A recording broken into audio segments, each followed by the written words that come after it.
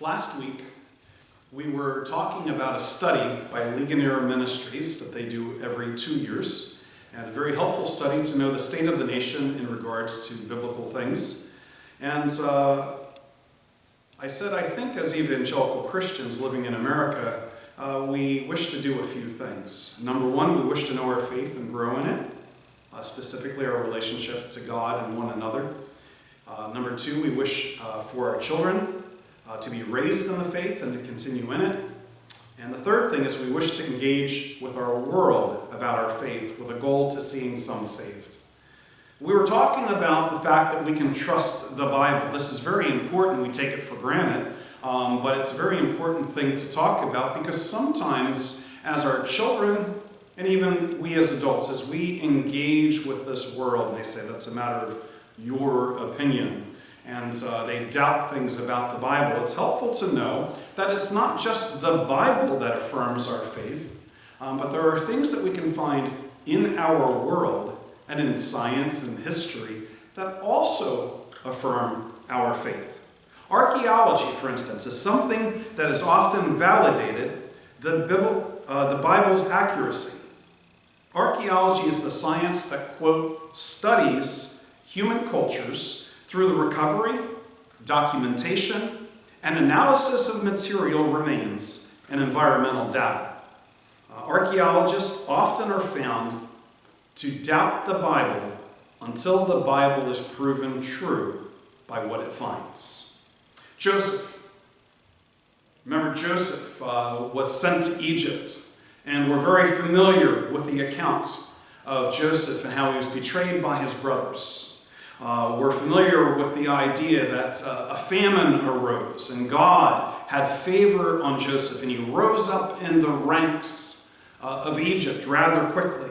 And he was put in charge of this effort to mitigate the damage that the famine would cause. And his family was brought into Egypt. And then how there was a new king in Egypt that did not know Joseph, and subsequent generations of Joseph's family, the Israelites, were put under cruel bondage, slavery in Egypt. And then finally, God had raised up Moses in answer to the pleas of multiple generations. And he asked the Pharaoh, in fact, he demanded that the Pharaoh let my people go.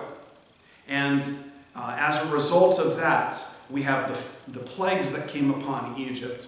And then we have them being let go by the Pharaoh, only for him to say, never mind, and go after them. And then that miraculous event at the Red Sea, where they crossed upon dry land and the waters came down upon the Egyptian troops. And so Israel was rescued, redeemed from bondage in Egypt. Well, one archaeologist remarked that you cannot deny that the Israelites were once in Egypt. Notice why he says this. What nation, he said, would invent such a crazy story? Now, to you that may not mean much, but that kind of argument resonates. Because you think about it. If someone were to fake that account, what good would it do? Who would come up with such a crazy account? The only explanation is that it's true or largely true. I'll give you another illustration from biblical accounts, and this is from the New Testament. There are some who say that the early Christians, the followers of Jesus, they made up the resurrection to start a new sect, to start a new religion. They made it up to save face. And that's what we have today, is their efforts to save face, or their efforts to create a new religion out of this falsified account of the resurrection. Now, there was one major problem with that view that we find in the Bible. If they falsified the account, then they shouldn't have used women. Who were the first people to verify that the tomb was empty? A team of women. What gender was the first person, the first witness to come back and said, I've seen the risen Lord? It was a woman, Mary Magdalene. Now you might say, well, why does that matter? Well, on that day, a woman's testimony didn't matter. A woman's testimony wouldn't hold up. So if you were going to falsify the account of the resurrection, you would use men. Peter, John, whoever, anybody, but not women. And so this archaeologist says, what nation would invent such a crazy story? Well, archaeologists were able to uncover that Egypt had a policy change consistent with the settlement of Joseph and his family where? In Goshen. Now, do you know where Goshen is located? Well, this policy change allowed outsiders to settle in the eastern delta. Although no archaeological record substantiates the Exodus, there's still considerable material providing close analogies or indirect proof of the Exodus. Now, here's something else to consider. It is said in our world that the winners are the ones who write the history books. And the fact of the matter is, if you were the Pharaoh of the time, or if you belong to the dynasty of the Pharaoh of the time, or really any subsequent ruler within the pharaohs of the time who actually believed themselves to be gods, or it was believed that they were gods, would you really want in the annals of the kings, especially yours, to say that you lost a vast amount of troops in this terrible calamity in which another god took them out? And so, yes, of course, those records wouldn't be there logically, but there's still considerable material providing close analogies and indirect proof of the Exodus. An archaeologist stated that we don't have certain resources at our disposal. That's true, but we do have the Bible, we have Egyptian archaeology, we have written documents from Mesopotamia, so why not use sources of knowledge that include the Bible? Now, that might surprise you that they'd be willing to use the Bible. Well, we'll talk more on that in a minute. Then we have the account of Jericho and the walls come tumbling down. As you know, Joshua leads the conquest in Canaan, and as they go into the land, their first formidable obstacle is the fortified city, the walled city of Jericho.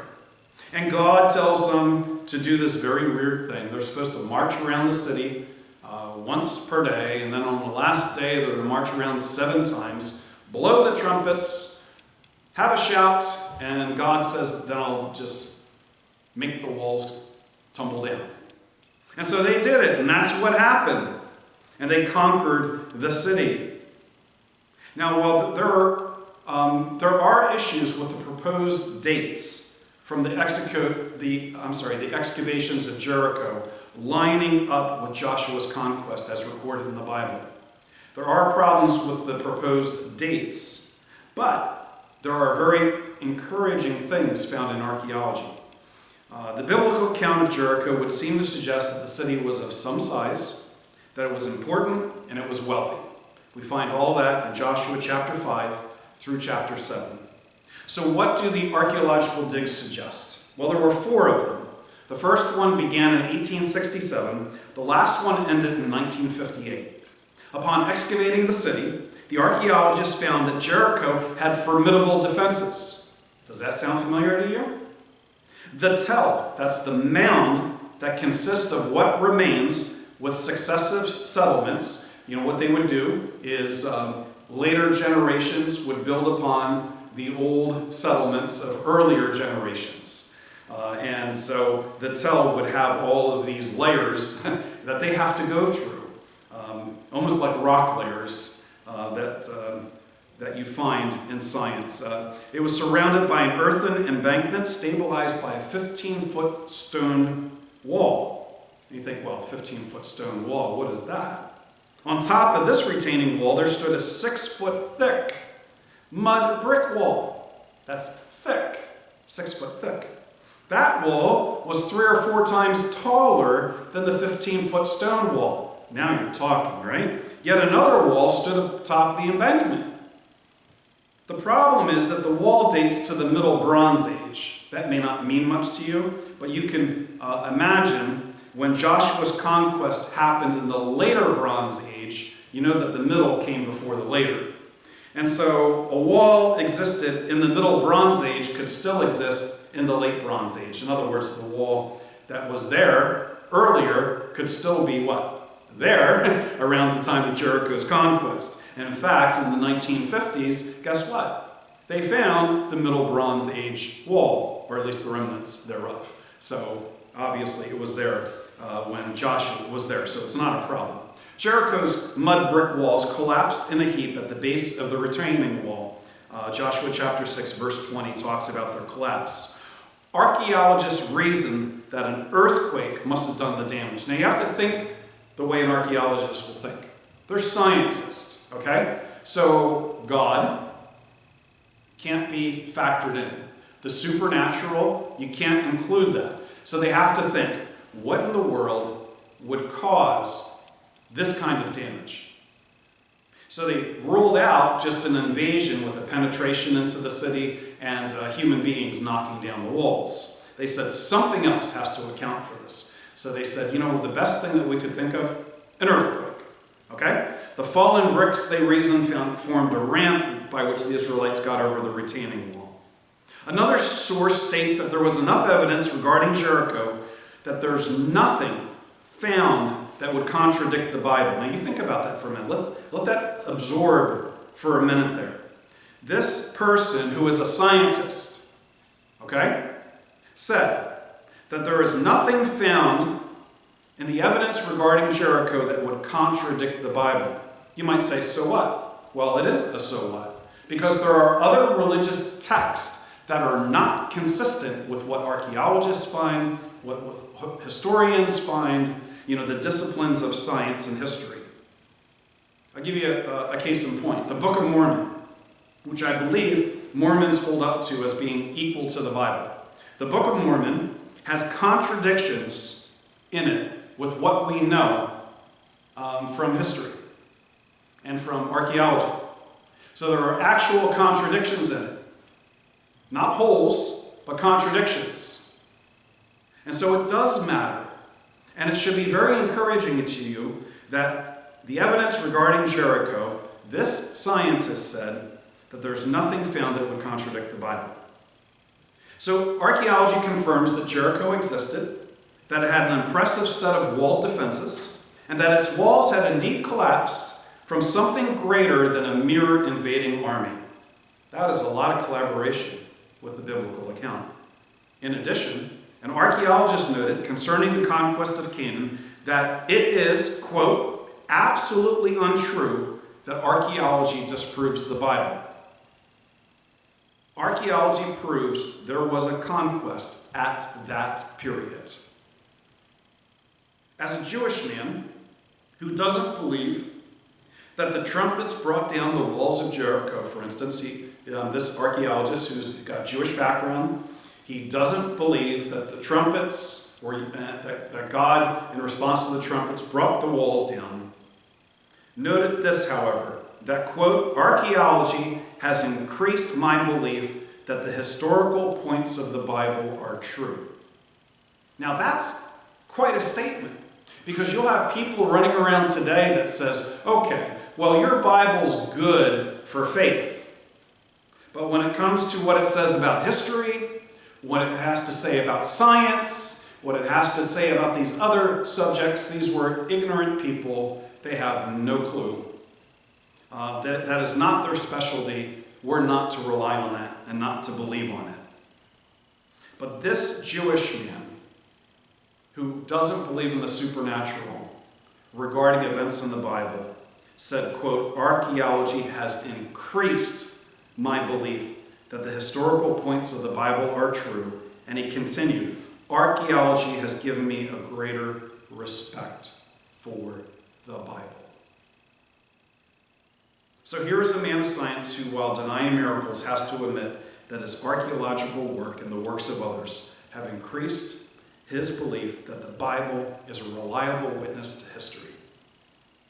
Hazor, you may not know that name from your Bibles, but it was a biblical city and it had a few excavations that were well documented. It's a large Canaanite site north of the Sea of Galilee. Hazor was destroyed by a violent fire. This is what archaeologists found out. Hazor was destroyed by a violent fire sometime in the 13th century BC. They call it BCE, before the Common Era. Okay? Hazor was destroyed by a violent fire, they found. You know what's interesting? Joshua 11, verse 13, talks about a portion of the conquest in which various cities are taken. Okay? Joshua and the troops have this conquest of city after city after city that includes Hazor. Joshua 11, verse 13 says the following, "But as for the cities, Israel burned none except Hazor." And what did archaeologists find?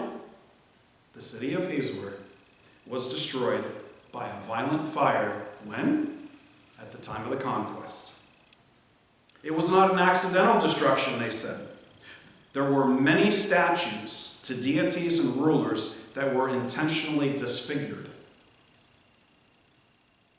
And that would go along with the conquest of the Israelites. You could see how that would happen.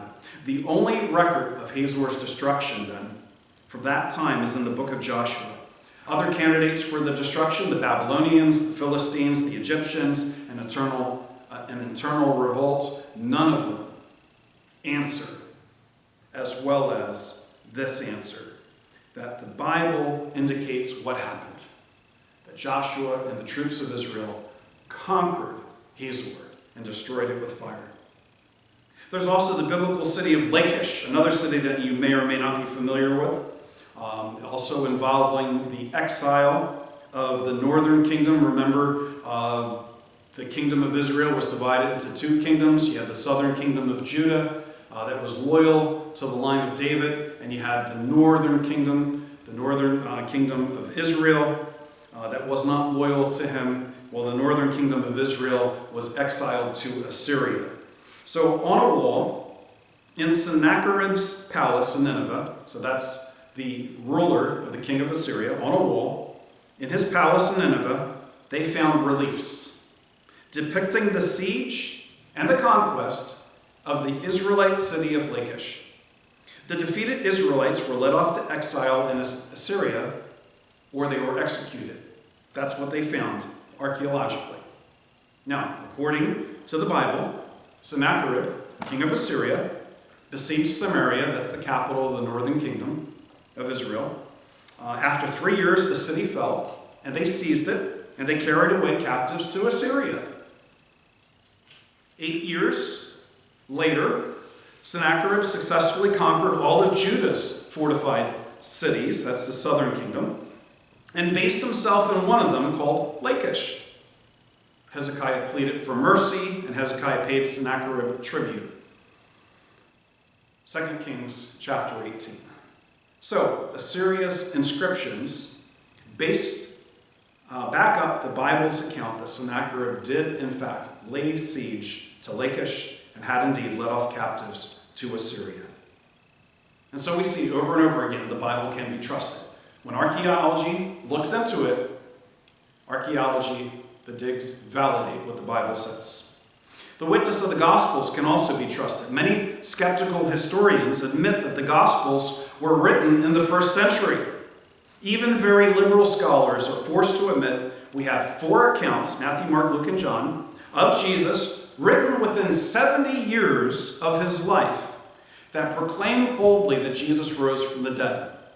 There are those who will say, well, this is an amount of legend, but it takes a whole lot more time for legends to develop. This happened in 1 generation. The 2 best sources on Alexander the Great weren't written until 400 years after his life. Throughout the Gospels, Jesus repeatedly predicted his death, his burial, and his resurrection. Some accuse Christianity of stealing this idea of a resurrection of the dead from mystery religions. But Christianity stands alone with the death and the resurrection of a real historical person. Now, speaking to that, they used to doubt that Jesus ever existed. No serious person who studies it doubts that Jesus wasn't a historical person. The records are out there, not just in the Bible, but they are also out there as historical records by people who have no flesh in the game. They're not interested in proving that Jesus is the Son of God. They have no interest in proving that he really existed. They're just stating facts, and their records state facts. Okay, so some accuse Christianity of stealing or borrowing this from mystery religions. But the mystery religious figures were nebulous figures of an imaginary past. Jesus was a real person of history. And the other thing is, mystery religions weren't even well established by this time. It would take time into the future, well after Jesus lived, for mystery religions to actually have prominence.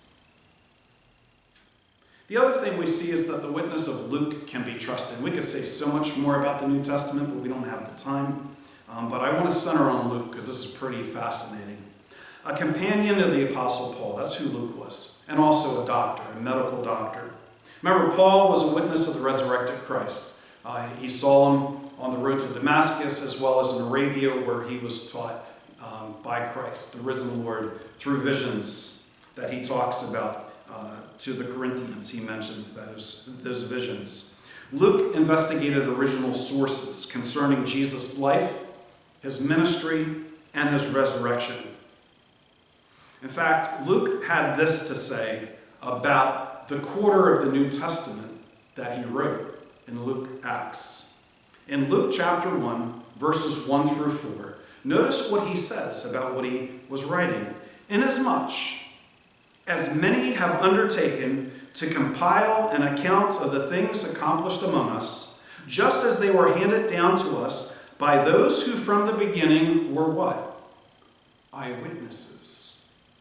He didn't rely on just what people said. He relied on on eyewitnesses, people who actually were there and had seen this for themselves.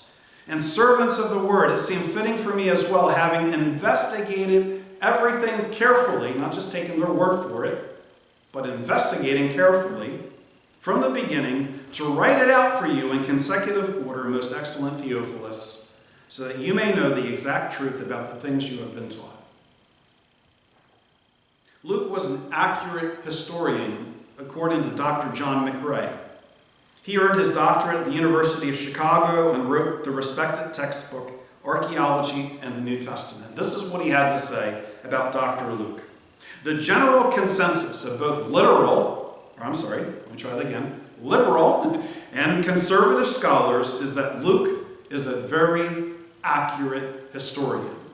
So liberal and conservative scholars both admit Luke is a very accurate historian.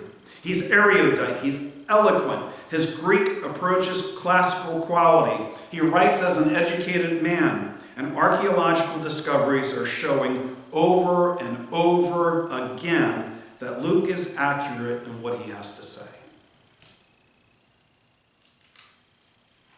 So think about that. Luke is accurate in the things that he has to say. Well, there were several instances in which scholars initially dismissed Luke's accuracy. Lysanias is mentioned as the tetrarch of Abilene in Luke 3, verse 1. For years, scholars pointed this as evidence that Luke didn't know what he was talking about, since Lysanias was the ruler of another place for half a century earlier. That's when archaeology confirmed the truth of the matter. An inscription was later found from the time of Tiberius, which named Lysanias as tetrarch of Abila near Damascus, just as Luke had written. McRae explained it turned out there had been two government officials by that name. Once more, Luke was shown to be exactly right, though the critics were ready to pounce and say, aha! Well, one study examined Luke's references to 32 countries, 54 cities, and 9 islands. Got that? 32 countries, 54 cities, 9 islands, and they didn't find a single mistake.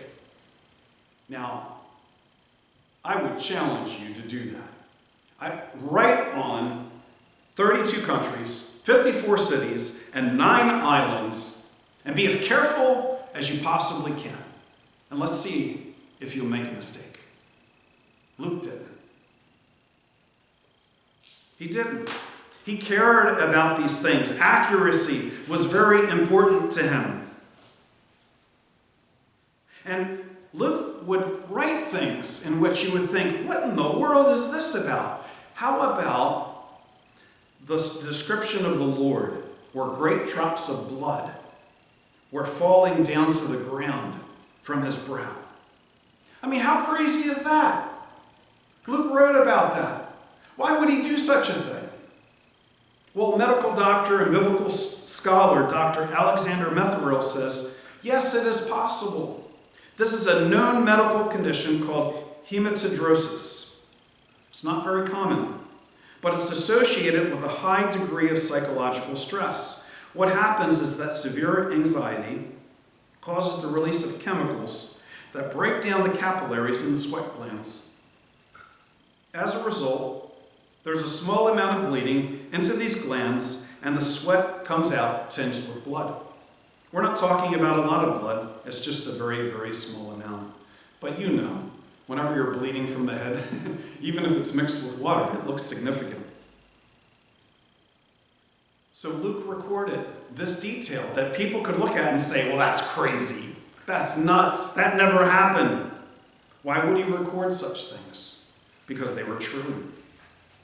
Luke also recorded an event that seemed to be a gross exaggeration of an eclipse. But was it? In Luke 23, now it was about the 6th hour, and there was darkness over all the earth until the 9th hour. That's noon to 3. Then the sun was darkened, and the veil of the temple was torn in two.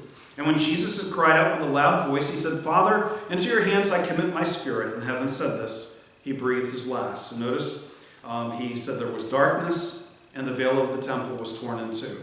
Matthew adds some details to the veil of the temple being torn in two. When Matthew said, or wrote, then behold, the veil of the temple was torn in two from top to bottom, and the earth quaked, and the rocks were split, and the graves were opened, and many bodies of the saints who had fallen asleep were raised. Well, Dr. Gary Habermas, one of the world's leading experts on the resurrection, has reported on a historian named Thales, who in AD 52 wrote a history of the Eastern Mediterranean world since the Trojan War. Although Thales' work has been lost, it was quoted by a Julius Africanus in about AD 221, and it made reference to the darkness written about in the Gospels. Explains historian Dr. Edwin Yamuchi. In this passage, Julius Africanus says Thales, in the 3rd book of his histories, explains away the darkness as an eclipse of the sun, unreasonably as it seems to me. So Thales apparently was saying, yes, there had been darkness at the time of the crucifixion, and he speculated it had been caused by an eclipse. Africanus then argues that it couldn't have been an eclipse, given when the crucifixion occurred. Historian Dr. Paul Myers says this about the darkness in a footnote in his 1968 book, Pontius Pilate. This phenomenon evidently was visible in Rome, Athens, and other Mediterranean cities. According to Tertullian, it was a cosmic or world event. Phlegon, a Greek author, writing a chronology soon after 137 AD, reported that in the 4th year of the 202nd Olympiad, that would be 33 AD, that sound familiar? There was the greatest eclipse of the sun, the greatest eclipse of the sun, and that it became night in the 6th hour of the day, that would be noon, so that stars even appeared in the heavens. There was a great earthquake in Bithynia, and many things were overturned in Nicaea. Yamuchi concludes, so there is, as Paul Meyer points out, non-biblical attestation of the darkness that occurred at the time of Jesus' crucifixion. Apparently, some found the need to try to give it a natural explanation by saying it was an eclipse. Why would Luke record such things? Why would he risk his reputation as a historian when he's so accurate on cities and islands and nations and other details? Why would he risk all of that? to throw out these fabrications is because, well, they weren't fabrications. He would not risk his reputation. His reputation was important. He was convinced that Jesus was the Son of God, that he died for our sins, rose from the dead, and that he was seen by witnesses. And he told of these events to Theophilus and whoever else would listen, and we have those things recorded in our Bible